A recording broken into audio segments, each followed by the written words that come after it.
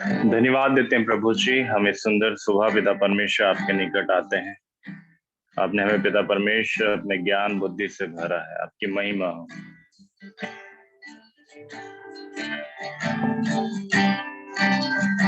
इस सुबह पिता परमेश्वर आप हम सभी को स्पर्श कीजिए, हम सभी से पिता परमेश्वर बातचीत कीजिए।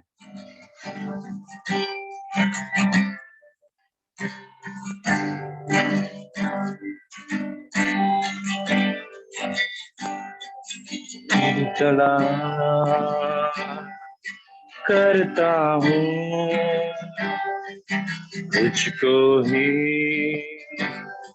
बुलाता हूँ, मेरी आवाज़ सुन ले तो, मेरी आवाज़ सुन ले तो, तेरी तलाश करता हूँ, तुझको ही बुलाता हूँ, मेरी आवाज़ सुन ले तू,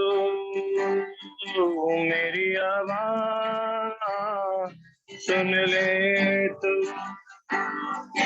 तू ही मेरी प्यास है, तू ही है लगन, तू ही मेरी आखिरी है तलाश।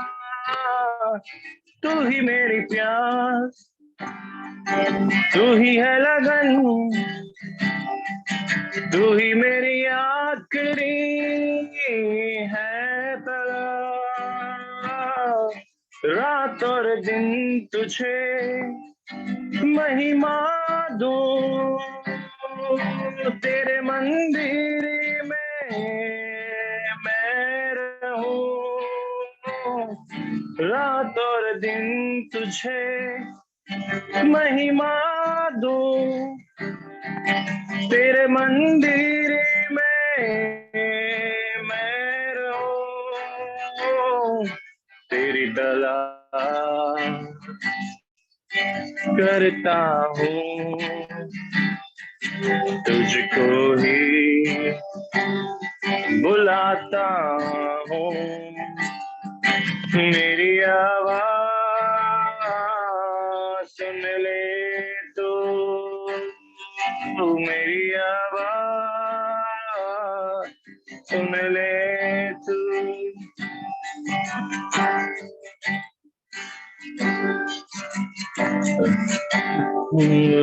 नहीं है किनारा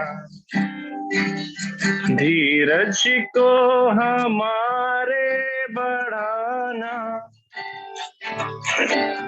जीवन की हमारी इस नैया को भवसागर में खोने न देना। अब दूर नहीं है किनारा, धीरज को हमारे बढ़ाना, जीवन की हमारी इस नैया को भवसागर में खोने न देना।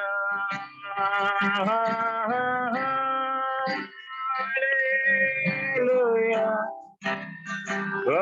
हालेलुया,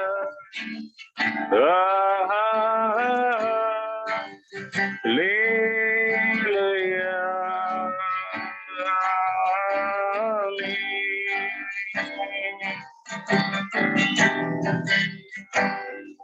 प्रभु जी धन्यवाद हो, हमारी इस छोटी सी जीवन की नैया को आपने अपने पिता परमेश्वर उस नाव में पिता परमेश्वर सवारा है। आप हमारा अगुवा है पिता परमेश्वर। होने दे आज के दिन पिता परमेश्वर हम अद्भुत वचनों से भरने वाले होंगे।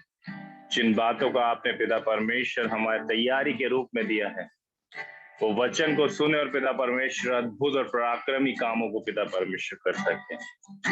हम ये सारी बातें आपके प्रिय बेटे खुदावन यीशु मसीह के नाम से मांगते हैं, आमीन। सभी को जय यीशु सहाय और परमेश्वर का धन्यवाद हो कि परमेश्वर की उपस्थिति में हम लोग हैं। और मैं चाहता हूं कि अगर सब लोग अपना कैमरा ऑन करेंगे तो बहुत बेहतर लगेगा कि हम सभी आपस में आसपास में बैठे हुए हैं। तो कोशिश करें कि हम अपने कैमरे को ऑन करें और परमेश्वर के वचन की सेवकाई की ओर हम आगे बढ़ने वाले बने। मैं एक कुछ 2-3 सेकंड देता हूं, आप अपने कैमरे को ऑन कर सकते हैं। और अगर आप कैमरे को नहीं ऑन करते तो मैं यही समझूंगा कि शायद मैं अकेला ही हूं, पर अगर आप मेरे साथ में होना चाहते हैं तो आप अपने कैमरे को ऑन कर सकते हैं। ये चलिए, बहुत अच्छी बात है। अश्विन एक्का, प्रियंका एक्का और अंशु प्रिया, काफी लोगों ने अपने कैमरे को ऑन करा है। पास्टा बकला, परमेश्वर को धन्यवाद हो कि आज की सुंदर सुबह हम परमेश्वर की उस हुजूरी में आते हैं और परमेश्वर को हम कई सारी आदर महिमा की बातों को हम आज के दिन में देते हैं।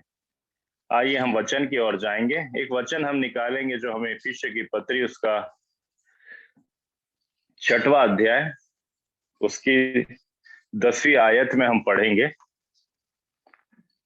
इफिसियों की पत्री उसका 6वां अध्याय उसके 10वीं आयत,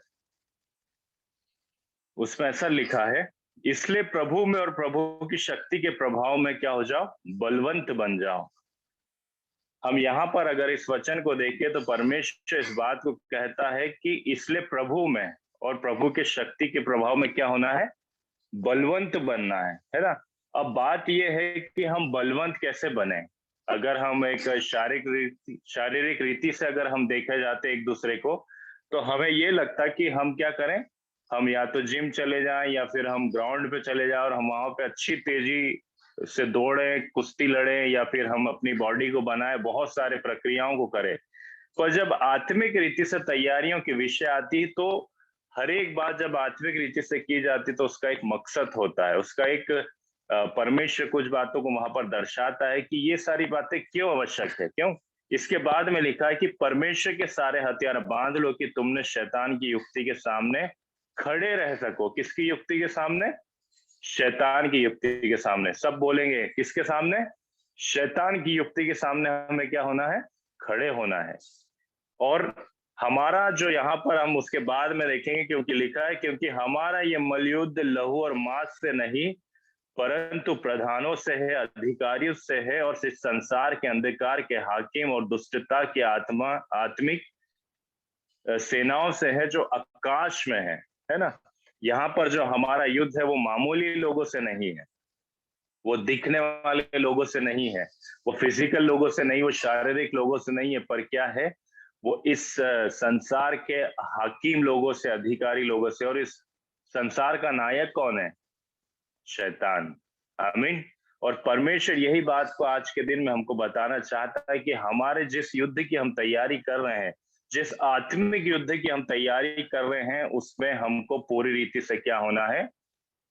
परमेश्वर के हथियारों को बांध लेना, हमें बलवंत होना है। हम कैसे लड़ेंगे उन सारी बातों से? आज हम कई दफा हम शायद हो सकता है मैक्सिमम लोग इसी बात से भी लड़ रहे होंगे कि हम लोग सुबह उठ नहीं पाते हैं। उनकी सबसे बड़ी लड़ाई मेरे को लगता है यही है जीवन में कि हम सुबह उठ नहीं पा रहे हैं। पर परमेश्वर हमें इन बातों से भी ऊपर ले जाना चाहता है मेरे प्रिय भाई बहनों, और वो बताना चाहता है कि हमारा जो युद्ध है वो मांस और लहू से नहीं है, पर इस संसार के हाकिमों से है, अधिकारियों से, अलग अलग लोगों से है, और इस पूरी शैतान की क्या है, सेना से हमारी युद्ध है। और हम किस रीति से इन दिनों में अपनी तैयारियों को करते हैं, हम बहुत सारी तैयारियों के विषय में जरूर देखते हैं, पर आत्मिक जो युद्ध है उसके बारे में हमें तैयार होने की आवश्यकता है।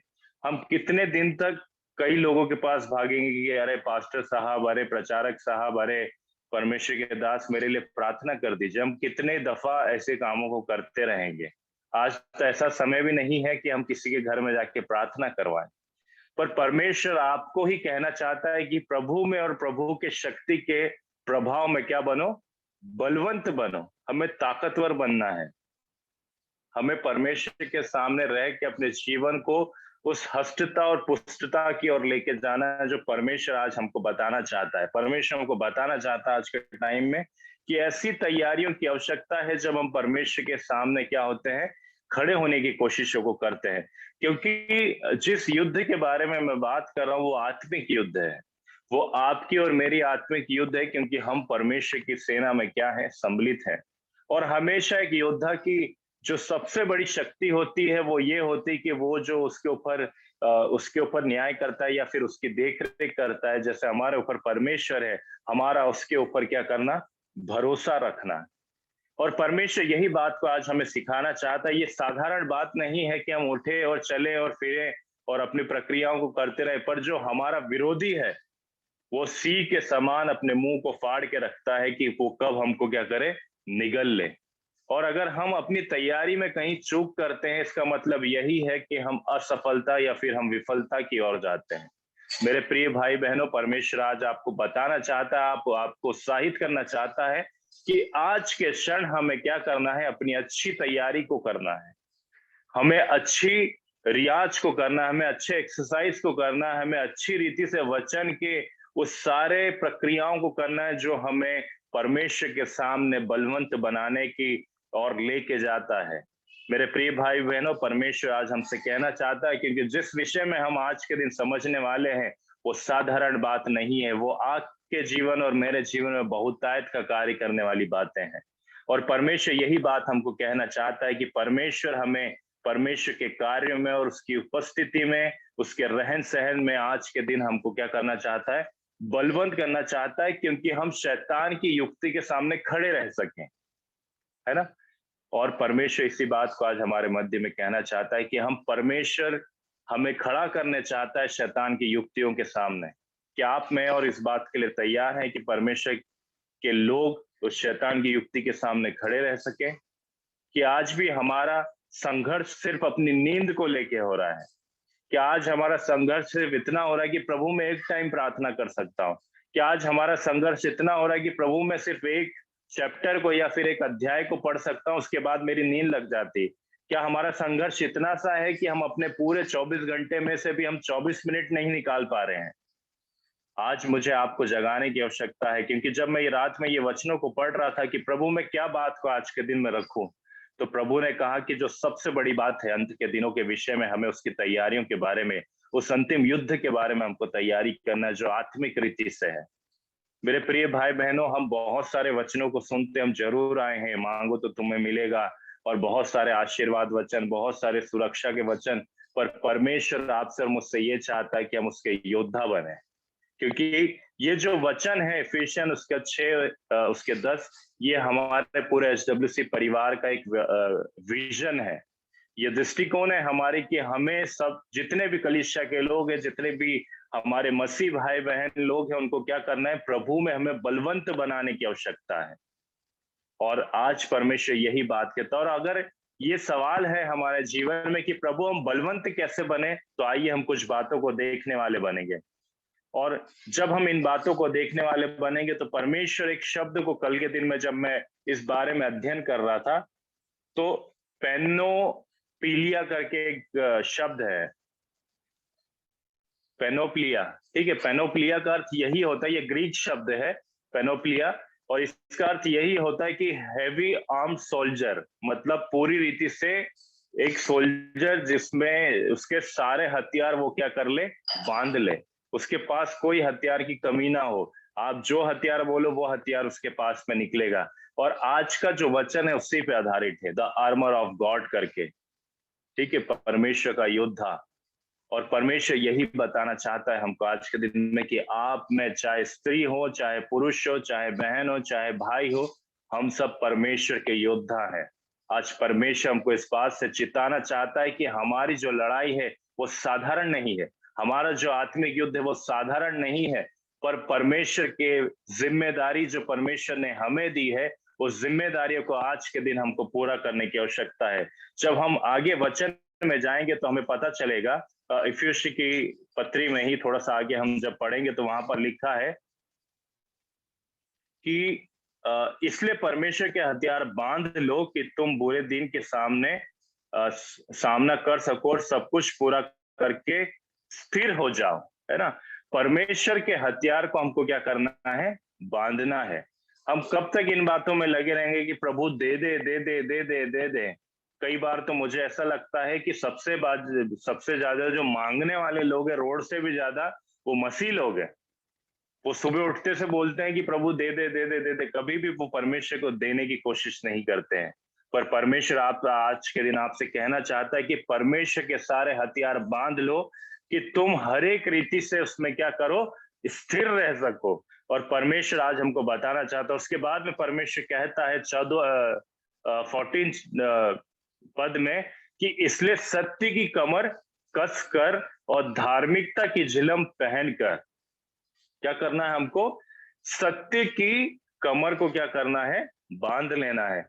अब जब हम कमर के विषय में बात करते हैं तो हम लोग मैक्सिमम लोग जब भी हम ट्राउजर पहनते हैं या फिर हम जींस पहनते हैं या फिर पैंट पहनते हैं तो हम बेल्ट को जरूर बांधते हैं।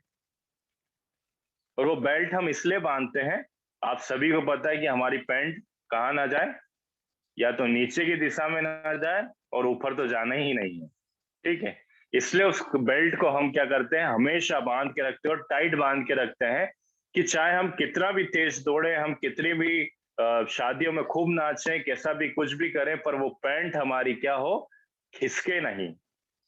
और हमें इस बात का जब ध्यान होता है तो परमेश्वर भी वचन में आत्मिक रीति से इस बात को कहता है। और वो कहता है यहाँ पर कि हमें क्या करना है, अपनी कमर को क्या करना है, कस के बांध लेना। और कहता है यहाँ पर कि इसलिए सत्य से अपनी कमर कस ले। किससे कसना है, सत्य से। जब यहाँ पर एक द फेथ ऑफ बेल्ट करके या बेल्ट ऑफ ट्रूथ भी यहाँ पर कहा जाता है, और इसके विषय में जब परमेश्वर हमको बताता है तो परमेश्वर यही बात कहता है कि जब इस विषय में बात हो रही कि हमें अपने सत्य की कमर को क्या करना है, बांध लेना है, कस के बांध लेना है, इसका अर्थ यही है कि हम सच को जाने और सच के साथ में हम आगे बढ़े, है ना। इस चीज को मैं ग्रुप पे भी शेयर कर दूंगा, जो पॉइंट्स मैं आपको आज बताने वाला हूं, आप उसको नोट डाउन भी कर सकते हैं। तो इसका अर्थ यही है, सत्य की कमर बांध लेना कसकर, कि हम सत्य को जाने और सत्य के साथ आगे बढ़े। हम कभी भी झूठ के साथ आगे नहीं बढ़ सकते मेरे प्रिय भाई बहनों, क्योंकि कहीं ना कहीं वो हमारे जीवन में क्या हो जाएगा, रुकावट का कारण हो जाएगा। तो जो एक योद्धा की खासियत होती है, वो कमर को इसलिए बांधता है क्योंकि उसके कमर में जितने भी जो झिलम होते हैं और नीचे के पोशाक होते हैं या फिर तलवार लटकाने की जो जगह होती है और बहुत सारी जो ढाल को रखने के लिए होती है, वो सभी चीजों को जोड़ने के लिए ये बेल्ट का उपयोग किया जाता है। पुराने समय में जब हम एक रोमन सोल्जर के बारे में बात करेंगे, और रोमन सोल्जर को अगर हम देखते हैं तो पूरे मुंह में एक हेलमेट लगा होता है, कमर में एक पट्टी बंदी होती है, ढाल होती है, झिलम होती है, तलवार होती है। आज परमेश्वर वही बात को कहता है कि हमें भी उस रीति से क्या करना है, तैयार होने की आवश्यकता है। और परमेश्वर उसके बाद कहता है यहाँ पर कि हमें क्या करना है, धार्मिकता की झिलम को क्या करना है, पहन लेना है। धार्मिकता की झिलम को, जो परमेश्वर ने हमें सिखाया है, और जिसको अगर इंग्लिश में देखें तो ब्रेस्टप्लेट ऑफ राइचियसनेस के बारे में बताया गया। और इसका अर्थ यही है कि हम परमेश्वर के न्याय के विषय में और नैतिक शिक्षाओं के बारे में उस हथियार को क्या करें, बांध ले। पहली जो बात थी वो सत्य से हमें कमर बांधनी है। दूसरी बात यह है कि धार्मिकता की झिलम को हमको पहन के रखनी है, जिसके द्वारा हम सत्यता के साथ आगे बढ़े और परमेश्वर के न्याय के साथ आगे बढ़े और उसके नैतिक शिक्षाओं में हम आगे बढ़ते जाएं। परमेश्वर ये बात को आज हमें कहना चाहता है। हम धीरे धीरे करके परमेश्वर की तैयारी की ओर बढ़े प्रियो। परमेश्वर यही हमसे चाहता है। आज के दिन में मैं जब देखता हूं तो इस बात से मैं बहुत खुश होता हूं, सिर्फ ना केवल हमारे ग्रुप में पर कई सारे परमेश्वर के दास पूरे विश्व में, जवान लोग इन दिनों में तैयार हो रहे हैं एक सेना की तौर पे। और आपका और मेरा दायित्व क्या है? जब कोई भी व्यक्ति सेना में भर्ती होता है, वो इसलिए नहीं भर्ती होता है कि वो एक अच्छी नौकरी को पा लेता है। ठीक है, मैं अभी की जनरेशन का नहीं बोल रहा हूँ। जब पुराने की जनरेशन में जब हम लोगों को देखते थे तो उनके जो दिल में और दिमाग में सिर्फ भारत छाया रहता था, सिर्फ देश छाया रहता था। और वो जब वहां पर जाते हैं तो वो अपने किसी कैप्टन को खुश करने के लिए नहीं जाते हैं। वो सेना में जब भर्ती होते तो वो किसी को दिखाने के लिए नहीं शामिल होते। वो लोग इसलिए शामिल होते हैं कि उन्हें उस देश के लिए कुछ करना है, उसे भारत देश के लिए कुछ करना है, वैसे ही आज आपको और मुझे भी अपने परमेश्वर के लिए कुछ करने की आवश्यकता है, जिसने हमें इतनी अच्छी जिंदगी दी है, जिसने हमें सिखाया कि धार्मिकता क्या होती है, कमर कैसे कसना है, ये सारी बातों के विषय में। उसके बाद में परमेश्वर जब तीसरी बात को कहता है, और वो कहता है 15 पद में कि पांव के मेल के सुसमाचार की तैयारी के लिए जूते पहन पहन कर। यहाँ पर अगर हम देखेंगे तो परमेश्वर इस बात को दिखा रहा है कि the shoes of preparation of gospel of peace. परमेश्वर इस बात को यहाँ कहता है कि हमें क्या करना है, उस जूती को पहनना जो मेल के सुसमाचार है, जो एक समझौता और साझेदारी के जो सुसमाचार है, उसको हमें क्या करना है, पहनना है। और इसलिए पहनना है क्योंकि हमारा जो केंद्रित है, हमारा जो फोकस है, वो सिर्फ उस पतों पे चलने के लिए हो सके। हम हमेशा अपने जीवन में जूतों को क्यों पहनते हैं? क्या किसी फैशन के लिए पहनते हैं? अगर फैशन के लिए पहनते तो उससे पहले हमको ये समझना होगा कि हम जूते इसलिए पहनते हैं कि जब हम चलें तो हम किसी प्रकार की हमें ठोकर ना लगे, और अगर ठोकर लगे भी तो वो हमारे पैरों में घाव ना दे पाए, जिससे हमारे चलने की गति में कुछ कमी आने वाली बने। और परमेश्वर है कि जिस सुसमाचार की हम बढ़ रहे हैं, जिस सुसमाचार को हम लोगों के बीच में फैला रहे हैं, वो शांति की ओर प्रतीत करता है, वो पीस की ओर प्रतीत करता है। और परमेश्वर की वैसे ज्योतियों को हमें पहनना है और सुसमाचार को लोगों के बीच में सत्यता के सुसमाचार को फैलाने की आवश्यकता है। प्रियो, आज परमेश्वर इस बात से हमें उत्साहित करना चाहता है। ये कोई बदलाव वाली बातें नहीं है, पर एक तैयारी के विषय में है। और यही तैयारी हमें सबको करना है, आपको करना, उपासना को करना है, मधुर वाणी मैडम को करना है, रवि सर को करना है, प्रियंका को करना, बहुत सारे अश्विन है, हम सबको ये तैयारियों को करना है। हम कब तक अपनी जिंदगी में सिर्फ एक उम्मीद के साथ बैठे रहेंगे कि हमारी जिंदगी में कुछ अच्छा होगा? मेरे प्रिय भाई बहनों, अगर परमेश्वर के जितने भी दास हैं, मूसा हो गए, एलिया नबी हो गए, यहोशू हो गया, अगर ये लोग भी उम्मीद में अगर ऐसे हाथ पे हाथ धर के बैठे रहते, तो मुझे नहीं लगता कि वो दिन आता और वो लोग अपने जीवन में कार्य को कर पाते। उन्होंने दृढ़ निष्कल्प लिया, संकल्प लिया उन्होंने कि हमें खड़े होना और परमेश्वर के लिए कुछ करना है। वैसे ही आपको और मुझे परमेश्वर के लिए खड़े होना है। हमें अपनी नींद को त्यागना पड़े, नींद को त्यागे। हमें अपने उस भोजन के अन्न को छोड़ना पड़े, आप उसको छोड़े। हमारे फ्रेंड सर्कल को छोड़ना पड़े, छोड़िए। सबसे पहले हमें परमेश्वर के योद्धा बनने की आवश्यकता है, प्रिय भाई बहनों। उसके बाद में लिखा है, इन सब के साथ विश्वास की ढाल लेकर स्थिर रहो, जिससे तुम उस दुष्ट के सब जलते हुए तीरों को क्या करो, बुझाओ। यहाँ पर परमेश्वर कहता है कि विश्वास के ढाल को, और ढाल का जो अर्थ अगर हम देखें यहाँ पर, तो परमेश्वर यह बात को बताता है कि ढाल का जो काम होता है वो हमेशा प्रोटेक्शन के लिए होता है, वो रोकने के लिए होता है। हम जब बड़े बड़े चैनलों में हम बड़े बड़े युद्धों को देखते थे, तो एक तरफ से तीर छोड़ते थे और वो अपनी ढाल से क्या करता था, रोक लेता था। वैसे ही अगर हम यहाँ पर देखें तो परमेश्वर इस बात को कहता है कि हमें अपने विश्वास को इतना मजबूत रखना, इतना मजबूत रखना है कि शैतान किस भी रीति से हमारे ऊपर आरोप लगाने की कोशिश करे, षड्यंत्र रखने की कोशिश करे, हमारे ऊपर दबाव डालने की कोशिश करे, पर जो परमेश्वर का विश्वास रूपी ढाल है वो आज हमारी जिंदगी में प्रबल होने वाला बने।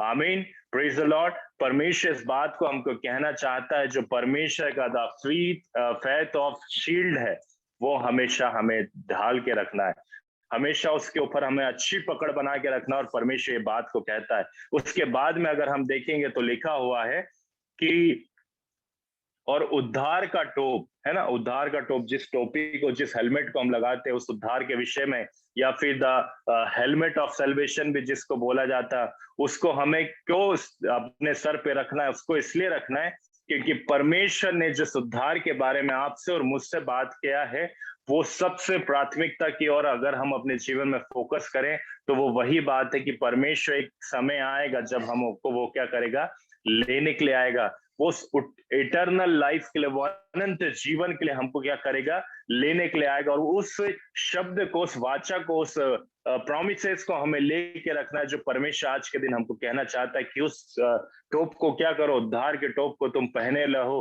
कि जब भी युद्ध हो तो तुम्हारा फोकस यही हो कि जब हम विजय हो जाएंगे, परमेश्वर का राज्य स्टैब्लिश होगा, तब हम परमेश्वर के साथ में उसके अनंत जीवन के वारिस हो जाएंगे। मेरे प्रिय भाई बहनों, उसके बाद में लिखा हुआ है कि आत्मा की तलवार जो परमेश्वर का वचन है ना, आत्मा की तलवार के विषय में कहा जाता है द स्पिरिट ऑफ सॉर्ड के बारे में, या स्पॉट ऑफ द स्पिरिट के बारे में। और यहाँ पर अगर हम देखें तो परमेश्वर कहता है कि हमारी आत्मा को तैयार करने की आवश्यकता है। मेरे प्रिय भाई बहनों, अगर हम युद्ध में देखते हैं कि अगर किसी भी व्यक्ति को अगर तलवार दे दी जाए तो उससे पहले उसको तलवार चलाना आनी चाहिए। और यही बात परमेश्वर आज हमें कहता है कि जैसे डैनियल के जीवन में परमेश्वर कहता है कि परमेश्वर उसको आत्मिक ज्ञान शस्त्र शिक्षाओं में वो क्या करा, बढ़ाने लगा, वैसे आपको और मुझे भी परमेश्वर की पवित्र आत्मा की उपस्थिति में बढ़ते रहना है कि सारे हथियार जो परमेश्वर ने हमको दिए हैं आत्मिक युद्ध के लिए, वो सारी चीजों को हम क्या करें, उपयोग करने वाले बने। उसके बाद में लिखा हर समय हर प्रकार की आत्मा में प्रार्थना और विनती करते रहो, इसलिए कि जागते रहो कि सब पवित्र लोगों के लिए लगातार विनती क्या करो। क्या करना है हमको और आपको, क्या करना है, पवित्र लोगों के लिए प्रार्थना निरंतर करते रहना है। अगर हम ही सो गए, हम ही उस नींद में चले गए, तो हम क्या करेंगे? हम कहीं ना कहीं परमेश्वर के वचन का उल्लंघन कर रहे हैं। फिर तो हम रात भर भले जितना भी जगें, मेरे को ये दिक्कत नहीं कि आप रात में कितना भी जगो, पर मेरा कहना यही है कि जो परमेश्वर ने आपके साथ में संगति के वाचक को बांधा है, उस संगति को आपको उठने के लिए आवश्यक है। अगर आपको रात में सुबह उठने में दिक्कत हो रही तो आप कोशिश कीजिए कि आप रात में सो जाइए। अगर ये बोलेंगे कि मेरे को रात में नींद नहीं आती है, तो कहीं ना कहीं हम अपने जीवन के विषय में इस बात को कर दे रहे हैं कि कहीं ना कहीं हमारे जीवन में रुकावट है। मेरे प्रिय भाई बहनों, परमेश्वर से हम प्रार्थना करें, हम कहें कि प्रभु होने दे तेरी इच्छा हमारे जीवन में पूरी हो, और आपके वचन को हम सीखने के लिए तत्पर तैयार रहें। प्रार्थना विनती में हम क्या करें, तैयार रहें। परमेश्वर कहता है कि जागते रहो, सब पवित्र लोगों के लिए लगातार प्रार्थना करो। आपको मेरे लिए प्रार्थना करनी, मैं मुझे आपके लिए प्रार्थना करी, और यही आत्मिक विषय के विषय में परमेश्वर आज हमको कहता और कहता है कि मेरे लिए भी, कि मुझे बोलने के समय ऐसा प्रबल वचन दिया जाए कि मैं साहस के साथ समाचार का क्या करूं, भेद को खोलूं। आज हमारे जीवन में विश्वास की टोप होगी, धार्मिकता की कवच होगी, सत्य की पट्टी होगी, विश्वास सल्वेशन की टोपी होगी, आत्मा की तलवार होगी। तो परमेश्वर यही चाहता है कि हम आगे बढ़े, हम प्रार्थना योद्धा की नहीं आगे बढ़े और परमेश्वर के वचन को सीखते जाएं। उसके बाद में लिखा है कि जिसके लिए मैं जंजीर में जकड़ा हुआ राजदूत हूं, और यह भी कि मैं उसके विषय में जैसा मुझे चाहिए साहस से बोलूं। चाहे हम कितनी भी परेशानी में क्यों ना हो प्रिया, हमारे जिंदगी में परेशानी क्यों ना चल रही हो, फाइनेंशियली हो, हमारे परिवार हमारा सहयोग नहीं दे रहे हो, हमारे लोग हमारे को छोड़ दिए हो, जैसे भी स्थितियों में हम क्यों ना हो, पर परमेश्वर कहता है कि मैं तुझे क्या करूंगा, साहस दूंगा। मैं लोगों के बीच में खड़ा होने का साहस दूंगा आज के दिन में, और इसलिए साहस दूंगा कि तुमने ये सारे परमेश्वर के योद्धाओं बनने की जो पूरी लिस्ट है, उसको अपने जीवन में तुमने होने दिया है। परमेश्वर आज आपको यही बात कहना चाहता है कि हमें तैयारी करनी है कि हम परमेश्वर के किस रीति से हम परमेश्वर के एक योद्धा बन सकते हैं। मेरे प्रिय भाई बहनों, हम इस वचन को निरंतर पढ़ते रहें। हम परमेश्वर को कहें कि परमेश्वर मेरे मसीह जीवन में ऐसा होने दे कि मैं आपका योद्धा बनूं। आइए हम अपनी आंखों को बंद करें, हम अपनी आंखों को बंद करें और थोड़ी देर हम परमेश्वर से बात करें। हम प्रभु को कहें कि प्रभु मैं आपकी योद्धा हूं, मैं आपका योद्धा हूं। मेरे विश्वास को पिता परमेश्वर, उस शांति की सुसमाचार को, उस पिता परमेश्वर उद्धार की टोप को पिता परमेश्वर, आत्मा की तैयार को, मेरे प्रार्थना को पिता परमेश्वर मैं मजबूत करना चाहता हूं।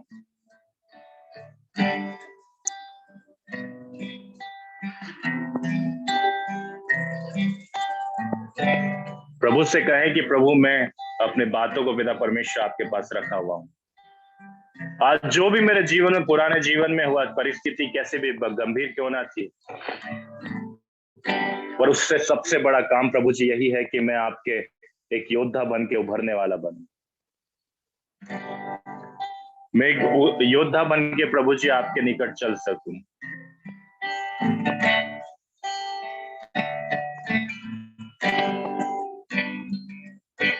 चलते नूर में यीशु के साथ, चलते चलते थामता यीशु के हाथ।